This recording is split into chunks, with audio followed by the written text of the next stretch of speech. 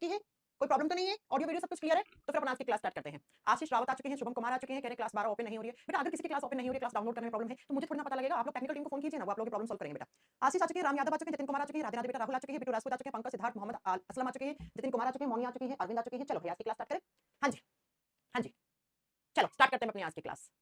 आइए, हम क्या पढ़ रहे थे पिछली क्लास में? हम पढ़ रहे थे डाइजेस्टिव सिस्टम, पाचन तंत्र। डाइजेस्टिव सिस्टम में लास्ट क्लास में हमने पढ़ा था कि डाइजेशन होता क्या है, पाचन क्या होता है। फिर मैंने आपको बताया था डाइजेशन होता किसका है ना? कार्बोहाइड्रेट्स, प्रोटीन्स और फैट, इनका डाइजेशन होता है। उसके बाद हमने पढ़ा था कि डाइजेशन करवाता कौन है। एंजाइम्स डाइजेशन करवाते हैं, एंजाइम्स पाचन करवाते हैं। उसके बाद मैंने आपको लास्ट क्लास में बताया था कि हमारा डाइजेस्टिव सिस्टम दो पार्ट्स में बटा हुआ होता है। एक तरफ वो सारे ऑर्गन्स जहां पे खाना जाता है और जाता है तो वहां पर हम क्या, वहां पर फूड का डाइजेशन होता है और उसको हम एक साथ मिलाकर एलिमेंट्री कैनाल कहते हैं। और दूसरी तरफ हमने बताया था कि जो डाइजेशन करवाने वाले एंजाइम्स होते हैं, उनको बनाने वाली जो ग्रंथियां होती हैं, उनको हम डाइजेस्टिव ग्लैंड्स कहते हैं या एक्सोक्राइन ग्लैंड्स कहते हैं। पाचन करवाने वाली ग्रंथियां या बहिस्रावी ग्रंथियां कहते हैं। उसके बाद मैंने लास्ट क्लास में बोला था कि डाइजेस्टिव सिस्टम कहां से शुरू हो जाता है? मुंह से, माउथ से ही शुरू हो जाता है। तो अब हमें आज स्टार्ट करना है माउथ। यही छोड़ा था हमने क्लास। जी मैम, यहीं पे हमारी क्लास छुटी थी। तो आ जाइए, डाइजेस्टिव सिस्टम कहां से शुरू होता है? माउथ यानी मुख यानी मुंह से शुरू हो जाता है। अच्छा बच्चों, डाइजेस्टिव सिस्टम कहां से शुरू होता है? तो कभी कभी माउथ की जगह और क्या क्या ऑप्शन मिल सकता है आपको? मिल सकता है माउथ कैविटी, माउथ कैविटी, और इसको हिंदी में कहते हैं हम मुख गुहा। हिंदी में क्या कहते हैं? मुख गुहा। और इसी का दूसरा नाम होता है बकल कैविटी। बकल कैविटी को भी हम हिंदी में मुख गुहा बोलेंगे या ओरल कैविटी, ये सारे नाम सही हैं। इसको हम माउथ कहते हैं। और जब इस माउथ को ओपन करते हो तो ये कैविटी है, इसको बकल कैविटी या माउथ कैविटी भी कहते हैं। ठीक है, हाँ जी मैम। तो डाइजेस्टिव सिस्टम हमारे मुंह से ही शुरू हो जाता है। क्यों हो जाता है? तो बेटा माउथ में हमारे होते हैं एक नंबर पे टीथ, दांत होते हैं।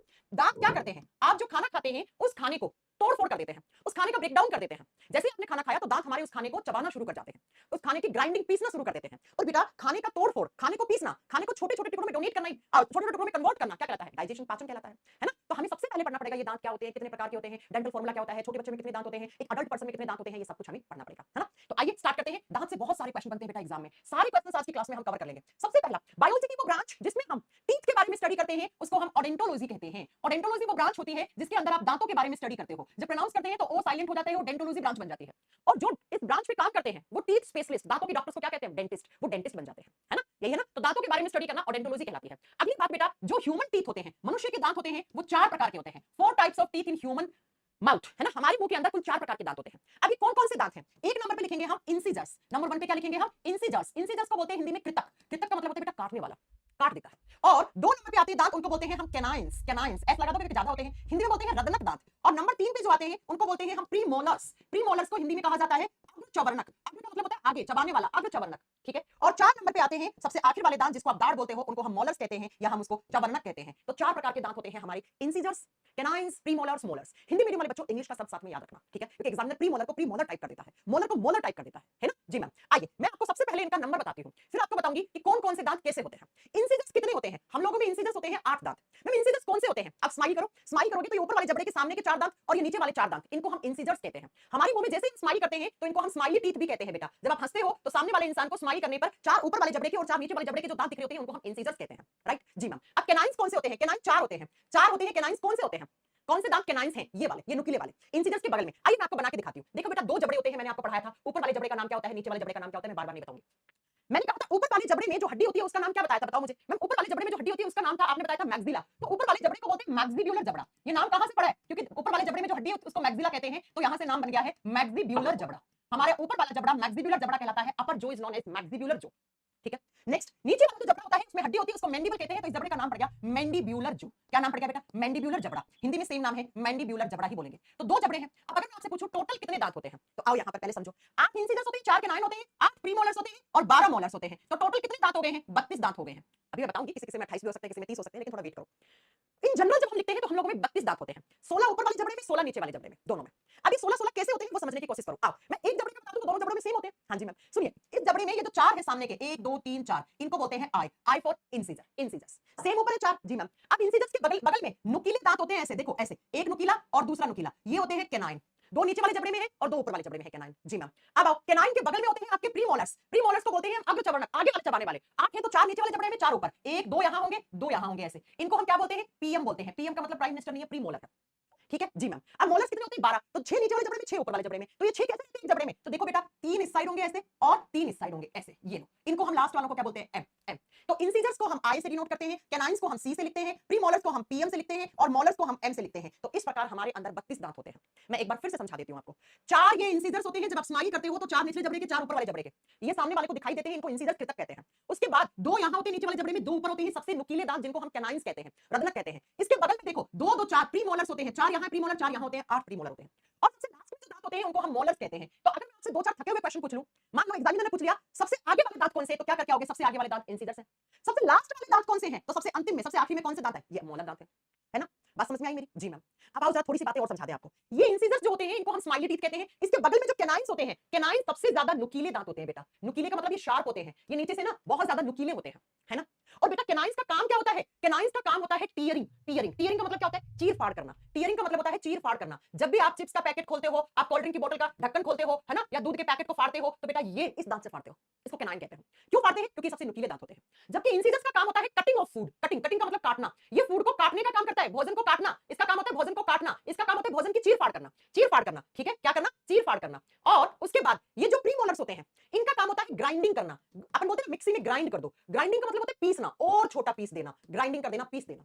और मोलर्स का काम होता है और बारीकी से पीस देना खाने को। Grinding plus mixing. ग्राइंडिंग का मतलब होता है पीसना, प्लस मिक्सिंग का मतलब होता है मिक्स कर देना। अब ये किसके साथ मिक्स करते हैं? तो मिक्सिंग विद सलाइवा। हमारे मुंह में लार होता है और भोजन को लार के साथ मिक्स करने का काम, लार के साथ मिश्रण करने का काम किसका होता है? तो मोलर्स का होता है।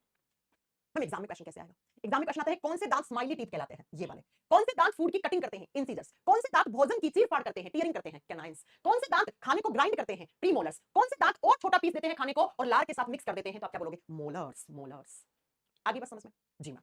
अब मेरी बात को ध्यान से सुनना। जो मांसाहारी जीव जंतु होते हैं, जो कार्निवोरस एनिमल्स होते हैं, जैसे शेर, चीता, लोमड़ी, बाघ, है ना, इनके कैनाइंस बहुत लंबे लंबे होते हैं और इनके कैनाइंस बहुत ज्यादा नुकीले होते हैं। इतने नुकीले होते हैं कि वो तो मांस को फाड़ के खा जाते हैं, हड्डियों को फाड़ के खा जाते हैं। तो एग्जाम में क्या क्वेश्चन आ सकता है कि जो मांसाहारी जीव जंतु होते हैं वो सबसे ज्यादा अपने कौन से दांत से चीर फाड़ करवाते हैं? तो आंसर क्या होगा? कैनाइन। हम लोगों के इतने ज्यादा नुकीले नहीं होते कैनाइंस। तो इसके आगे लिख सकते हो आप कि जो मांसाहारी जीव जंतु होते हैं वो सबसे ज्यादा अपने कैनाइंस को काम में लेते हैं। उनके जो कैनाइंस होते हैं उससे वो मांस को, हड्डी को चीर फाड़ करके खा जाते हैं। आगे बात समझ में? जी मैम। अब मैं आपको दिखाती हूँ दांत हमारे दिखते कैसे हैं। ये देखो बेटा, ये देखो, ये चार प्रकार के दांत हैं। जी मैम। ये इंसिजर्स होते हैं ऐसे, ये कैनाइंस होते हैं बहुत नुकीले से ऐसे, कैनाइन। ये प्रीमोलर होते हैं ऐसे, इस तरीके के थोड़े चौड़े, और ये आपकी दाढ़ जिसको आप मोलर कहते हो, ये आपके मोलर्स होते हैं। देख लीजिएगा फोटो से, ये चार प्रकार के दांत होते हैं। इंसिजर्स कितने? 8, 4, 8, 12, टोटल कितने? 32 दांत हो गए आपके। हाँ जी मैम। हो गए कि नहीं हो गए? बताओ, हो गए? जी मैम। अब आइए जरा बात करते हैं बेटा, ये जो मैंने 32 दांत पढ़ाए ना, इनको कहते हैं हम परमानेंट टीथ। इनको कहते हैं हम स्थायी दांत। परमानेंट का मतलब क्या होता है? आप जब छोटे बच्चे थे तो आप में कुछ दूध के दांत आए थे, मिल्क टीथ आए थे, वो टेम्परेरी थे और कुछ समय के बाद वो टूट गए, है ना? जब आप 6-7 साल के थे तो आपके टूट गए, फिर उनकी जगह वापस नए दांत आए और उसके बाद वो दांत परमानेंट हो गए हैं। अब आपके दांत नहीं टूटने चाहिए। हाँ, अगर किसी से लड़ाई करोगे, कोई मुक्का मार देगा, आप गिर जाओगे कहीं से फर्स्ट फर्स्ट पे, है ना, तो आपका दांत टूट सकता है। तो हमारे परमानेंट टीथ कितने होते हैं? 32। इन 32 दांतों को आप स्थायी दांत कहते हो बेटा, परमानेंट टीथ कहते हो। मेरी बात समझ में आई ना? आ रही होगी समझ में? तो अब एग्जामिनर क्वेश्चन पूछता है कि टेम्परेरी टीथ कितने होते हैं? अरे टेम्परेरी टीथ को क्या बोलोगे आप? मिल्क टीथ, दूध के दांत। छोटे बच्चे में दूध के दांत आते हैं, इनको दूध के दांत क्यों कहते हैं? दूध के थोड़ी ना बने हुए होते हैं, इनको इसलिए कहते हैं दूध के दांत कि कुछ दिनों में टूट जाने हैं, ये कुछ दिनों में टूट जाएंगे। तो मिल्क टीथ को हम टेम्परेरी टीथ भी कहते हैं, ये बात याद रखना। टेम्परेरी टीथ क्यों कहते हैं इनको? अस्थायी दांत कहते हैं बेटा इनको, क्योंकि कुछ दिनों के बाद टूट जाते हैं। अस्थायी दांत का मतलब ये टूट जाएंगे, ये टेम्परेरी है। अब एग्जामिनर पूछता है कितने दूध के दांत आते हैं छोटे बच्चे में? तो दूध के दांतों की संख्या होती है बच्चों 20। हाँ, छोटे बच्चे के अंदर 20 दांत आएंगे, फिर वो टूट जाएंगे। जब वो 6-7 साल का होगा तब टूट जाएंगे और फिर उसमें वापस 20 नए आएंगे और 12 एक बार आएंगे, तो उसको हम कहते हैं परमानेंट टीथ। अब मेरा आपसे क्वेश्चन है, बहुत ध्यान से समझना। मैंने कहा कि हम लोगों में टोटल कितने दांत होते हैं? मैम हम लोगों में टोटल 32 दांत होते हैं। तो 32 में से दूध के दांत कितने? 20। तो दूध के दांत तो टूटते ही फिर आते हैं। तो अगर आपसे एग्जामिनर पूछे कितने दांत हमें लाइफ में 2 बार आते हैं, तो लाइफ में 2 बार आते हैं 20 दांत आपको, है ना? जब आप 9 से 11 महीने के बीच में होते हैं तो आपको 2-3 दांत आ जाते हैं। जैसे अभी मेरा बेटा 16 कितना, हाँ 17 मंथ्स का हो गया, उसमें लगभग मुझे लगता है 13 से 14 दांत आ गया उसमें। ठीक है, जैसे मेरा बेटा होएगा 6 से साढ़े 6-7 साल का, टूट जाएगा, फिर उसमें नहीं आ जाएगा। हाँ, 4 साढ़े 4 साल के बाद, 5 साल के बाद टूटना शुरू हो जाते हैं दांत। तो कितने दांत हमें लाइफ में 2 बार आए, तो उसके 20 दांत टूटेंगे, फिर वापस नहीं आएंगे 20। अब बच्चा मैं आपसे पूछूं कितने दांत हमें लाइफ में एक बार आते हैं? तो 32 माइनस 20 12, तो 12 दांत हमें लाइफ में एक ही बार आते हैं बेटा। जबकि 20 दांत जो होते हैं, 20 टीथ जो होते हैं, वो हमें लाइफ में ट्वाइस 2 बार आते हैं, है ना? समझ गए कैसे? जी मैम। अब एग्जामिनर पूछता है कि बच्चे में मान लिया 20 दांत होते हैं, तो इस 20 में से इंसिजर्स कितने हैं, कैनाइंस कितने हैं, प्रीमोलर्स कितने हैं, मोलर्स कितने हैं? तो इस 20 में से आई का मतलब होता है इंसिजर्स, इंसिजर्स होते हैं 8 8, आई का मतलब इंसिजर्स। उसके बाद इस 20 में से सी फॉर कैनाइन, कैनाइन होते हैं 4 4। उसके बाद बेटा पीएम, पीएम का मतलब होता है प्रीमोलर्स, प्रीमोलर्स 0 होता है, आता ही नहीं है छोटे बच्चे में प्रीमोलर। और फिर आप जो होते हैं उस बच्चे को मोलर्स आते हैं, और इस तरीके से 8 4 8 करोगे तो टोटल 20 दांत आते हैं छोटे बच्चे के अंदर। आप देखिएगा छोटे बच्चे में आगे आगे दांत आते हैं। सबसे पहले दादी नानी बोलती है खरगोश का दांत आ गया। क्यों? क्योंकि सबसे पहले बच्चे के अंदर कौन से दांत आते हैं? अगर मैं आपसे पूछूं, अभी तो बताया इंसान में सबसे पहले दांत कौन से आते हैं? इंसिजर्स। इंसिजर्स कौन से होते हैं? आगे वाले। इसी को दादी नानियां बोलती हैं, तो दूध के दांत है तो खरगोश के दांत आ गए उसके। और सबसे आखिर में लास्ट में कौन से दांत आते हैं? मोलर, है ना? हाँ जी मैम। तो सुनिए मेरी बात को ध्यान से। एग्जामिनर पूछता है कि छोटे बच्चे में दूध के दांतों में इंसिजर्स कितने हैं, कैनाइंस कितने हैं, प्रीमोलर्स कितने हैं, मोलर्स कितने हैं? चारों क्वेश्चंस के आंसर दे सकते हो। जी मैम। आपसे एग्जामिनर पूछेगा बच्चे में कौन से प्रकार का दांत नहीं होता, तो आपका आंसर ये रहा, बच्चे में कौन से प्रकार का दांत नहीं है? प्रीमोलर। तो लिख दो बेटा, लिख दो इस क्वेश्चन को। सीजीएल में कम से कम 10 बार क्वेश्चन आ चुका है ये, पता नहीं क्या है इस क्वेश्चन में ऐसा कि एसएससी सीजीएल छोड़ती नहीं है इस क्वेश्चन को, हर 2-3 साल पे रिपीट कर लेती है। तो लिख दो premolar is absent in child. छोटे बच्चे में प्रीमोलर प्रकार का दांत नहीं पाया जाता। लिख दो बच्चों में प्रीमोलर या अग्रचवर्णक नहीं पाया जाता है, यानी कि दूध के दांत में प्रीमोलर्स नहीं होता है। जी मैम, है ना। तो 8 ये 4 ये 12, ये 12 दांत एक ही बार आते हैं लाइफ में, है ना। ये 12 एक ही बार आते हैं लाइफ में। ये हो गया परमानेंट टीथ कितने हैं, टेम्परेरी कितने हैं, दूध के दांत कितने हैं, समझ में आ गई। जी मैम। अब बेटा दो आपको डेंटल फॉर्मूला याद रखना है। डेंटल फॉर्मूला मैम, एक छोटे बच्चे में कितने दांत, तो लिखा तो है बेटा छोटे बच्चे में कितने दांत। हाँ शुभम, चलिए अब मैं आपको बताती हूँ, कुछ आपसे एग्जामिनर पूछता है डेंटल फॉर्मूला क्या होता है।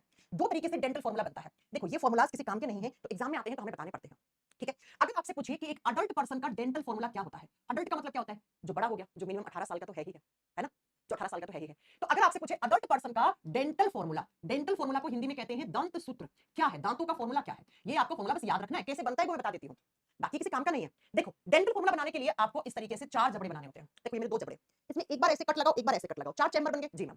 अब मुझे बताओ कि एक बड़े बच्चे के अंदर तो परमानेंट टीथ होंगे, 32 होंगे। इस 32 में से इंसिजर्स कितने हैं, 8। जब टोटल इंसिजर्स 8 हैं तो मैं 8 को 4 चैम्बर में डिवाइड करूंगी तो 2 2 आ जाएगा। जी मैम। तो बेटा इंसिजर्स कैसे हो जाएंगे, 2 2 2 2। कैनाइंस जब 4 हैं तो 1 1 1 1। प्रीमोलर्स 8 हैं तो 2 2 2 2। मोलर्स जब 12 हैं तो 3 3 3 3। तो एक अडल्ट पर्सन का डेंटल फॉर्मूला बनता है 2 1 2 3 2 1 2 3 इनटू 2 इज इक्वल टू 32। ऐसे आता है बेटा एग्जाम में, ऐसे आता है बेटा एग्जाम में। ये 2 क्या है, ये इंसिजर है, आई है। ये एक क्या है, सी सी फॉर कैनाइन। ये क्या है, ये 2, ये पीएम यानी प्रीमोलर। ये क्या है, मोलर है। तो ऐसे आई सी पीएम 2 1 2 3 2 1 2 3। ये हमारा डेंटल फॉर्मूला होता है बड़े लोगों का। आगे बस समझ में कैसे बनता है डेंटल फॉर्मूला, आपको तो बस रट्टा लगा देना है 2 1 2 3 2 1 2 3 आईसीपीएम आईसीपीएम, ठीक है।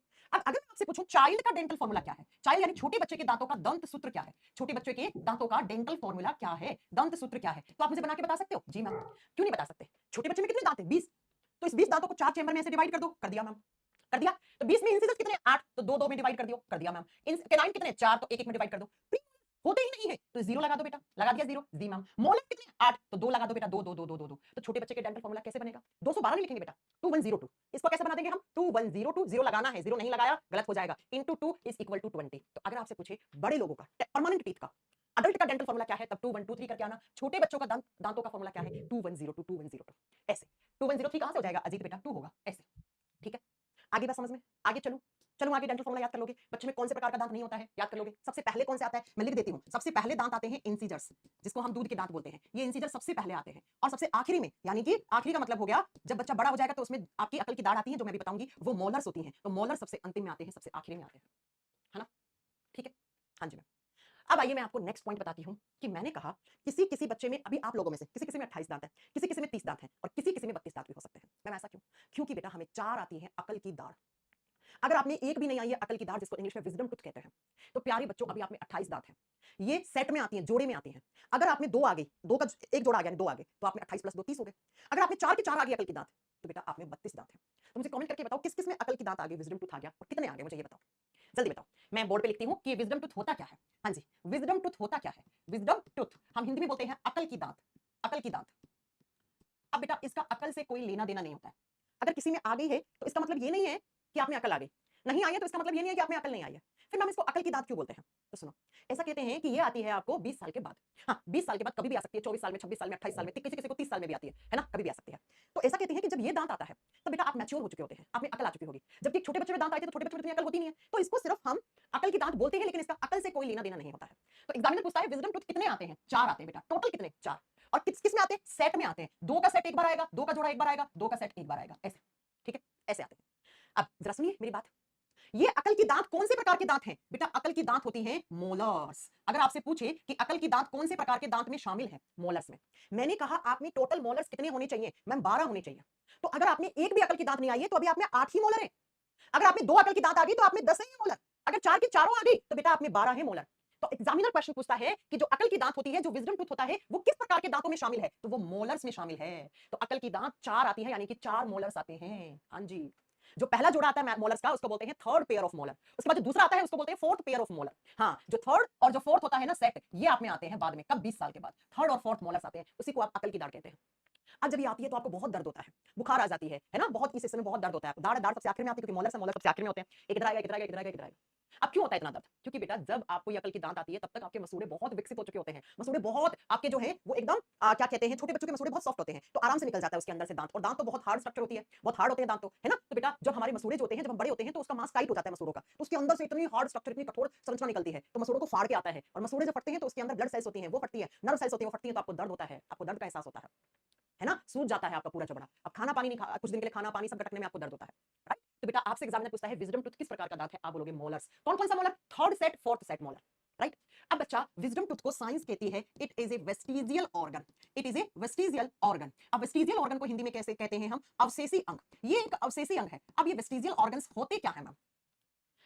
वेस्टिजियल ऑर्गन्स होते क्या है? साइंस कहती है ऐसे ऑर्गन्स जो हमारे बॉडी में है, जो हमारे शरीर में है, लेकिन किसी काम के नहीं, उनको हम वेस्टिजियल ऑर्गन्स कहते हैं, उनको हम अवशेषी अंग कहते हैं। और साइंस कहती है कि धीरे धीरे धीरे धीरे ये वेस्टिजियल ऑर्गन्स जो काम में नहीं आ रहे हैं वो खत्म हो जाएंगे, वो लुप्त हो जाएंगे। आपने वो चार्ल्स डार्विन की जिराफ वाली स्टोरी सुनी है? जिराफ की स्टोरी में क्या बताया था कि जिराफ अपनी गर्दन को बहुत ज्यादा ऐसे कर करके क्या ले रहा था, पेड़ के पत्ते खा रहा था, तो उसकी गर्दन लंबी होगी क्योंकि जिराफ अपनी गर्दन को काम में ले रहा था। तो साइंस कहती है जो ऑर्गन यूज में आता है उसकी हमेशा ग्रोथ होती है, और जो ऑर्गन काम में नहीं आता है वो लुप्त हो जाता है, एक समय के बाद वो खत्म हो जाता है। जैसे हम बंदर थे तो हमें पूंछ थी, अब बेटा हम बंदर तो है नहीं, इंसान बन गए, तो पूंछ का कोई काम नहीं था, तो हमारी पूंछ खत्म हो गई, है ना? तो वेस्टिजियल ऑर्गन्स होते क्या है, आप मुझे बताओ। ऐसे ऑर्गन्स जो हमारे शरीर में हैं लेकिन किसी काम के नहीं है। अगर आपसे एग्जामिनर पूछे ह्यूमन बॉडी में टोटल कितने वेस्टिजियल ऑर्गन्स प्रेजेंट होते हैं, तो साइंस की नजर में 5 वेस्टिजियल ऑर्गन्स हैं बेटा। क्या है? 5 अवशेषी अंग है बेटा साइंस की नजर में। अब कौन कौन से हैं ये अवशेषी अंग, वो आपको देखने हैं। 5 वेस्टिजियल ऑर्गन्स हैं, कौन कौन से? ऐसे लिखो, 5 साइड में लिखो थोड़ा सा। सबसे पहला साइंस कहती है ईयर पिन्ना, ईयर पिन्ना, कान की उपास्थि या कान की पिन्ना लिखो बेटा, कान की पिन्ना। अब ये कान की पिन्ना क्या होती है? ये वाला कान, ये साइंस की नजर में किसी का भी काम का नहीं है, कोई काम का नहीं है। अब आप कहोगे यहाँ तो हम चश्मा पहनते हैं, लड़कियां इयररिंग्स पहनती हैं या मास्क लगाते हैं तो मास्क यहाँ पे टिकाते हैं, ये सब साइंस की नजर में काम थोड़ी ना है, ये तो हमारे इंसानों के द्वारा बनाए गए काम है। तो ये जो इसे कहते हैं पिन्ना, ये किसी काम का नहीं है। आप एक चीज नोट करना, जो पुराने जमाने के लोग थे उनके इतने बड़े बड़े कान होते थे, फिर छोटे छोटे, अब देखो इतने से हो गए। अब आजकल के बच्चों को तो और छोटे कान हो रहे हैं। धीरे धीरे धीरे धीरे एक पीढ़ी, एक जनरेशन ऐसी आएगी कि इसका ये कान ही खत्म हो जाएगा, ये वाला हिस्सा पिन्ना ही खत्म हो जाएगा, है ना? चल अब देख नेक्स्ट सुनो, दूसरा बॉडी हेयर्स, शरीर के बाल। हाँ, ह्यूमन बॉडी हेयर्स या मानव के शरीर के बाल। हमारे शरीर के बाल किसी के काम के नहीं है। हाँ, हाथ पांव है ना, किसी काम के बाल नहीं है, कोई काम के नहीं है साइंस की नजर में। कभी देखा है बालों का काम? लड़के तो वैक्सिंग करवाते रहते हैं, हम लोग तो ये बाल हटवाते रहते हैं। आजकल तो खैर लड़के भी करवाते हैं वैक्सिंग। काम के होते हैं तो क्यों हटा रहे होते हैं इन बालों को? बॉडी हेयर्स, मैंने नाक के बाल नहीं बोला, नाक के बाल काम के होते हैं, शरीर के बाल। अगला सुनो, नेक्स्ट 3 नंबर पे आता है आपका विजडम टूथ, ये अकल की दांत, किसी काम की नहीं है। आप खुद सोचिए अगर ये किसी काम की होती तो आपको आ रही है क्या 25 साल में, तो 25 साल तक तुमने कैसे काम चलाया अगर ये काम की होती तो, है ना? नेक्स्ट 4 नंबर पे आता है अपेंडिक्स। अपेंडिक्स के बारे में कितने बच्चों ने सुना है? मैम एक कीड़े के आकार का हमारे शरीर में अपेंडिक्स नाम का एक ऑर्गन होता है। हाँ, अगर ये ऑर्गन किसी काम का नहीं है बेटा, अगर इस ऑर्गन में कभी दर्द होता है, इसकी मसल्स फूल जाती हैं, पेनिक सिचुएशन बनती है, तो डॉक्टर इसको काट के फेंक देते हैं। इसी चैप्टर में आगे आएगा अपेंडिक्स। और 5वां लिखो टेल बोन, पूंछ की हड्डी। याद है मैंने कहा था पूंछ तो गायब हो गई लेकिन पूंछ की हड्डी आज भी है हम लोगों में, और कहां है सब बताया था मैं, सब बताया था। तो ये 5 होते हैं हमारे वेस्टिजियल ऑर्गन्स। ये ऐसे ऑर्गन्स हैं जो आज भी है हमारे शरीर में, लेकिन साइंस की नजर में ये किसी भी काम के नहीं है, तो साइंस कहती है दीज आर वेस्टिजियल ऑर्गन्स, ये अवशेषी अंग हैं। एग्जामिनर पूछता है 4 ऑप्शन डाल के इनमें से कौन सा एक वेस्टिजियल ऑर्गन है या नहीं है। तो इन्हीं 5 में से आपकी जो अकल की दांत आती है, जो बाद में आती है तीसरा और चौथा सेट, वो बेटा वेस्टिजियल ऑर्गन है, वो अवशेषी अंग है। और अकल की दांत किस प्रकार के दांत हैं? तो मोलर्स प्रकार के दांत हैं। कितनी आती है अकल की दांत? 4। तो अभी आप में 28 दांत हैं तो 4 आएंगी तो 32 हो जाएंगे दांत। क्लियर है जी मैम? तो दांत कितने प्रकार के होते हैं? 4 प्रकार के। बच्चे में कौन सा दांत होता है, कौन सा नहीं होता है, डेंटल फॉर्मूला क्या होता है, इतनी बात आपको समझ में आ गई तो मैम आपके आगे चलते हैं। आगे चले जी मैम। अब बच्चों हमारे जो दांत है ना, इसके कुछ कैरेक्टरिस्टिक्स हैं, हमारे दांतों के कुछ गुणधर्म है ना? अब क्या क्या है, मैं 3 नाम आपको बता रही हूं, ये एग्जाम में आते हैं। सबसे पहला, human teeths are heterodont. Heterodont को बोलते हैं विषम बार दंती। हमारे दांत जो होते हैं वो हेटेरोडोंट होते हैं। अब ये हेटेरोडोंट का मतलब क्या होता है? हमारे दांत अलग अलग शेप और अलग अलग साइज के होते हैं, और जिनके दांत अलग अलग शेप और साइज के होते हैं उसको हेटेरोडोंट कहते हैं। आप खुद देखिए, हमारा कोई दांत लंबा ज्यादा है, कोई चौड़ा ज्यादा है, कोई छोटा ज्यादा है, कोई नुकीला ज्यादा है, तो दांत हमारे शेप और साइज में अलग अलग हैं। इसीलिए हमारे दांत कहलाते हैं हेटेरोडोंट। एक शब्द होता है बेटा होमोडोंट, जिनके सारे के सारे दांत एक जैसे शेप और साइज में हो, उसको होमोडोंट कहते हैं, उसको हम होमोडोंट कहते हैं, ठीक है? लेकिन हमारे दांत जो हैं वो अलग अलग शेप और साइज के हैं। तो हमारे दांतों का एक लक्षण हो गया बेटा क्या, तो लिख देना human teeths are heterodont. Heterodont का मतलब क्या है? शेप एंड साइज में, आकार और आकृति में हमारे दांत क्या होते हैं? अलग अलग होते हैं, शेप और साइज में अलग अलग हैं, और इसी कैरेक्टर को, इसी कैरेक्टरिस्टिक्स को क्या कहते हैं? हेटेरोडोंट कहते हैं। हाँ जी मैम। क्या हमारे 32 के 32 दांत एक जैसे हैं? नहीं है बेटा, आप देख लीजिएगा कभी भी। अगला, हमारे जो दांत होते हैं इसे कहा जाता है डाइफायोडोंट। डाइफायोडोंट, डाई का मतलब 2 होता है। हमारे दांत द्विबार दंती कहलाते हैं। हमें जीवन में 2 बार दांत आते हैं, और जिस भी जानवर को 2 बार दांत आते हैं उसको डाइफायोडोंट कहते हैं। अभी तो बताया मैंने। हाँ, एक बार दूध के दांत आते हैं और कितने दांत आते हैं दूध के? 20। तो 20 दांत टूटेंगे फिर आएंगे, तो 20 दांत हमें लाइफ में 2 बार आते हैं और 12 दांत हमें लाइफ में 1 बार आते हैं। तब जाकर हमारे परमानेंट टीथ कितने बन पाते हैं? 32 दांत बन पाते हैं। तो जिनको 2 बार दांत आते हैं उसको हम क्या कहते हैं? डाइफायोडोंट कहते हैं, है ना? अरे जिनके दांत अलग अलग शेप साइज के होते हैं उसे हेटेरोडोंट। होमोडोंट सबका मतलब है एक जैसे दांत। जैसे आप कभी भी देखना मगरमच्छ के दांत एक जैसे होते हैं, मछलियों के दांत एक जैसे होते हैं, है ना? आगे बात समझ में? जी हाँ।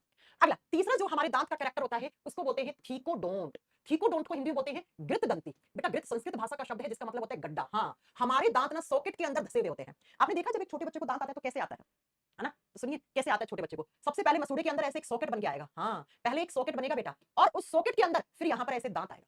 तो हमारे दांत गड्ढा सा बना होता है, उस गड्ढे के अंदर धसे हुए होते हैं।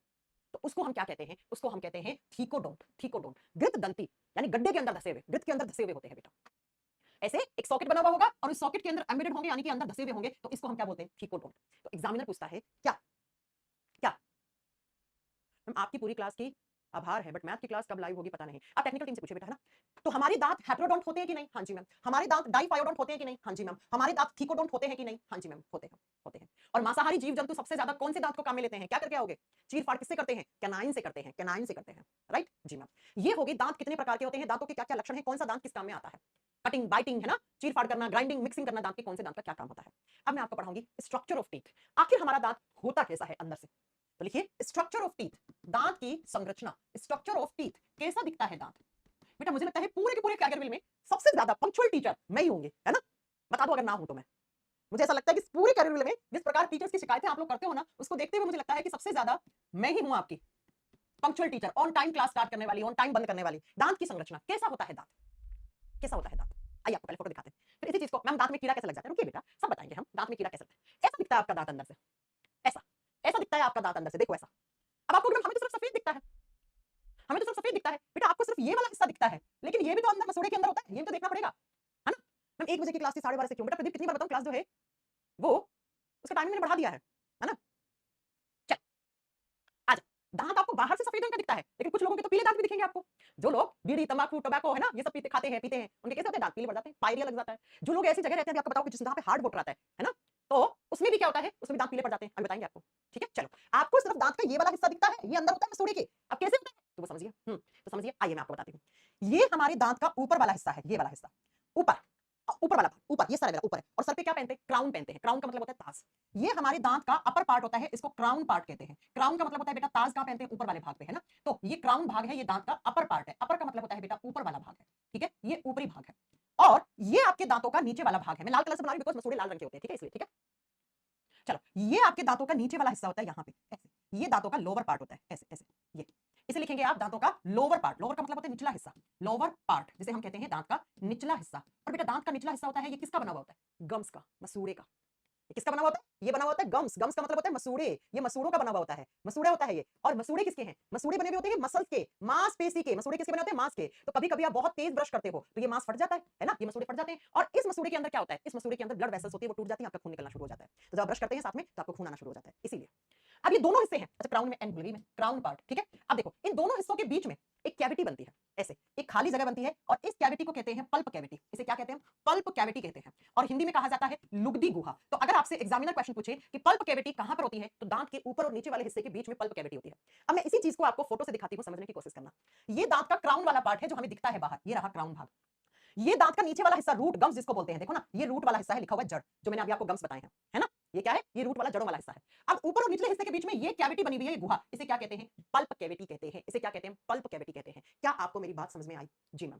क्या आपको मेरी बात समझ में आई? जी मैम। तो ये जड़ों वाला हिस्सा है दांत का, जो गम्स का बना हुआ होता है, मसूड़ों का बना हुआ होता है, और ये क्राउन भाग है। अब इस क्राउन भाग में दो चीजें होती हैं, एक होता है डेंटिन, एक होता है इनामिल। डेंटिन, सुनो डेंटिन क्या होता है? ये क्राउन वाला भाग है, इसके ऊपर वाली लेयर डेंटिन कहलाती है। इसके ऊपर वाली लेयर डेंटिन कहलाती है। तो अगर एग्जामिनर पूछे डेंटिन भाग दांत के जड़ों में है कि ऊपर, तो ऊपर वाले हिस्से में है। और डेंटिन का सबसे बाहर वाला जो लेयर है उसको इनामिल कहते हैं। और इनामिल हमारे शरीर का सबसे हार्डेस्ट पार्ट है, सबसे कठोर भाग है। तो आप कैसे लिखोगे? सुनो, आप लिखोगे इस चीज को कि ये क्राउन वाला भाग है और इस क्राउन वाले भाग के अंदर डेंटिन वाला पार्ट होता है, इसे हम डेंटिन कहते हैं। ये कौन सा भाग है? डेंटिन भाग है। और इसी डेंटिन की सबसे बाहर वाली लेयर, ये वाली लेयर जो मैंने बनाया है, जो आपको दिखता है, इसे कहते हैं इनामिल। इसे क्या कहते हैं हम? इनामिल। और इनामिल को हिंदी में कहा जाता है दंत वल्क।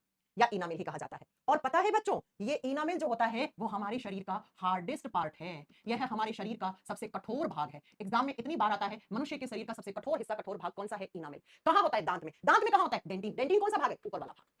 ये क्यों है कठोर? क्योंकि ये किसका बना हुआ होता है? ये कैल्शियम कार्बोनेट, जिसको आप CaCO3 कहते हैं, प्लस कैल्शियम फॉस्फेट का बना हुआ होता है। और याद करो, हड्डियों वाला चैप्टर मैंने साफ साफ बताया था, जहां जहां कैल्शियम कार्बोनेट और कैल्शियम फॉस्फेट होगा वो हमेशा स्ट्रक्चर को हार्ड बनाएगा, कठोर बनाएगा। तो इसी की वजह से हमारा दांत का इनामेल हिस्सा सबसे कठोर होता है, ये वाला। आप देखते हैं जब इंसान को जला देते हैं तो इंसान की अस्थियां चुगने जाते हैं अस्थि विसर्जन के लिए, तो अस्थियों में क्या मिलता है? ये हिस्सा दांत मिलता है बेटा, है ना?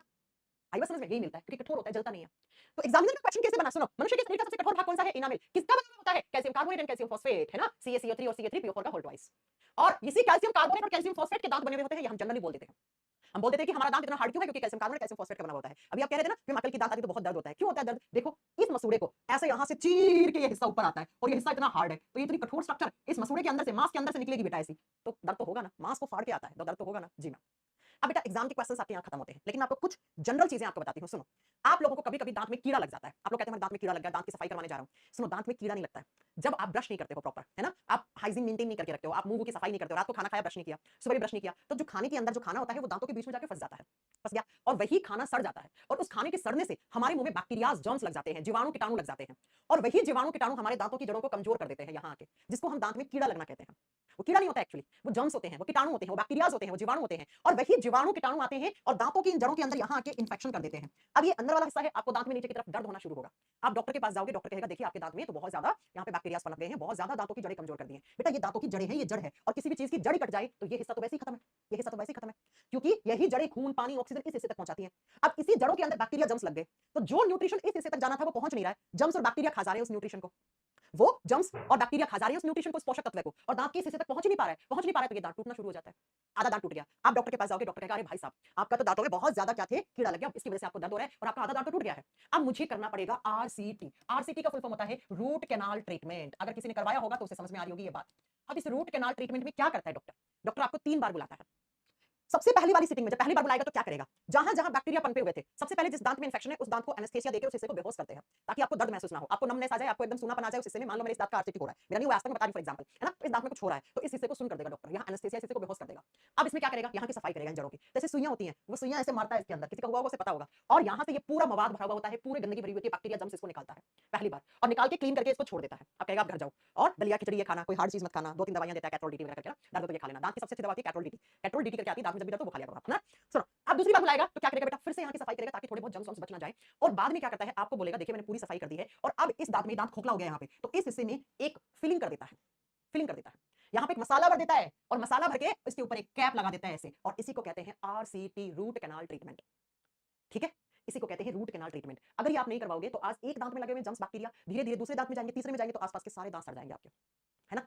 अब बच्चों आप देखो ये वाला हिस्सा जो है ना जड़ों वाला, इसमें ये ब्लड वेसल्स हैं, ये रक्त वाहिकाएं हैं, ये खून लेके जा रही हैं इस हिस्से के पास, तो ये हमारे इस दांत को ऑक्सीजन, है ना, सब कुछ खाना पीना ये हिस्से पहुंचाता है। और ये रही नर्व्स, ये हिस्से, ये नर्व्स दर्द को हमारे ब्रेन तक लेके जाती है, और ब्रेन बताता है कि भैया आपको दर्द हो रहा है यहाँ पर। ठीक है, अब एग्जामिनर क्वेश्चन कैसे पूछता है? एग्जामिनर पूछता है कि जब RCT करवाते हैं, RCT का मतलब क्या हो गया, नोट डाल के लिख लेना, रूट कैनाल ट्रीटमेंट करवाते हैं, इसका हिंदी कुछ नहीं होगा। जब रूट कैनाल ट्रीटमेंट करवाते हैं तो हमारे दांत के अंदर एक मसाला भरा जाता है ना?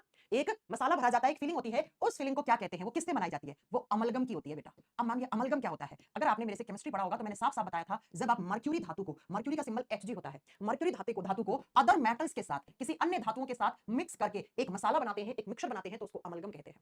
तो हमारे दांत में मर्क्यूरी को दूसरी धातुओं के साथ मिक्स करके एक मसाला बनाते हैं ऐसे, और ये मसाला जहां पे दांत आपका खराब हुआ था, सड़ गया था, गल गया था, उस दांत के अंदर भर के ऐसे ऊपर कैप लगा देते हैं, उसी को आप कहते हैं RCT करवाना, रूट कैनाल ट्रीटमेंट करवाना। तो एग्जामिनर पूछता है दांत के अंदर जो फिलिंग होती है वो किससे होती है? अमलगम। अमलगम का मतलब क्या होता है? मर्क्यूरी प्लस अदर एलिमेंट्स या अदर मेटल्स मिक्स कर दिया, मिक्स करके अंदर आपने फिलिंग करके उसके ऊपर कैप लगा दिया, उसको बोलते हैं RCT करवाना, रूट कैनाल ट्रीटमेंट करवाना। थोड़ा सा पेनफुल होता है, दर्द वाली सिचुएशन पैदा होती है इसके अंदर, है ना? और ट्रीटमेंट का खर्चा एक दांत का आता है 12 से 15 हजार रुपए, एक दांत का। अच्छे हॉस्पिटल में, बाकी सरकारी हॉस्पिटल में भी अच्छा ही होता है, ऐसा नहीं है, हो जाता है RCT वगैरह।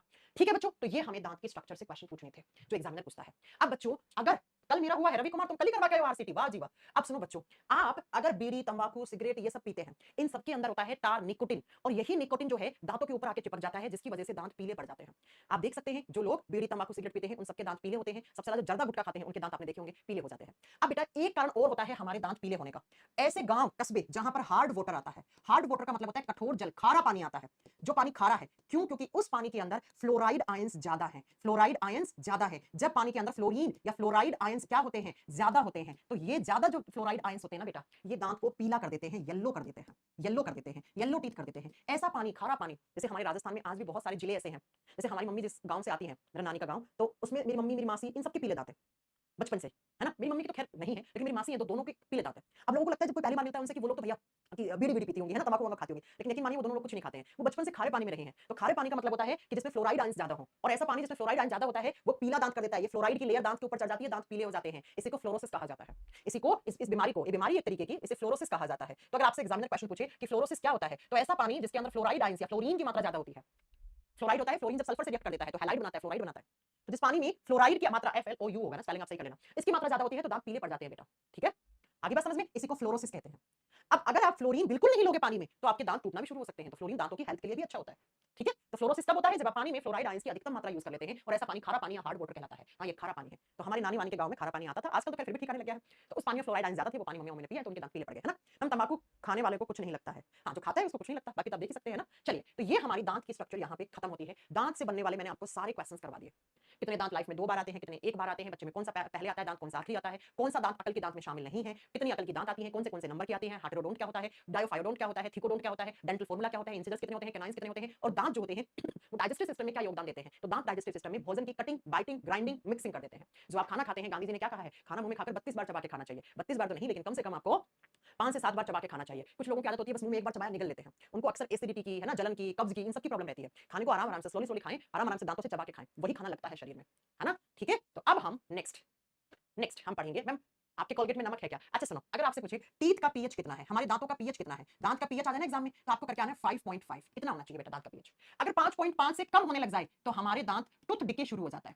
क्या शुरू हो जाता है, टूथ डिके। डिके का मतलब दांतों का क्षय, दांत टूटना, दांतों का हिस्सा, दांतों के किनारे घिसना शुरू हो जाते हैं, उसी को टूथ डिके कहते हैं।